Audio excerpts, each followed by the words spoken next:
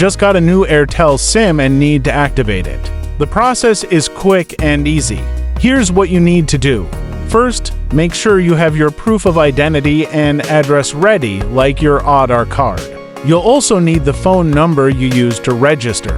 Insert the new Airtel SIM into your phone. Once it's in, make a call to any working number. This often triggers the activation process automatically.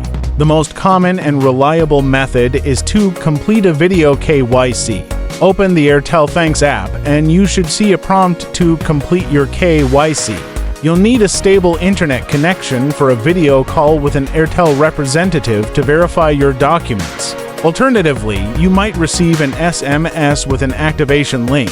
Follow the instructions in the message to finalize the process. A quick tip: do not remove the SIM card during this process. Activation can take a few hours to complete. Once you see the network bars on your phone, your Airtel SIM is active and ready to use. Make a test call to confirm. Welcome to the Airtel network.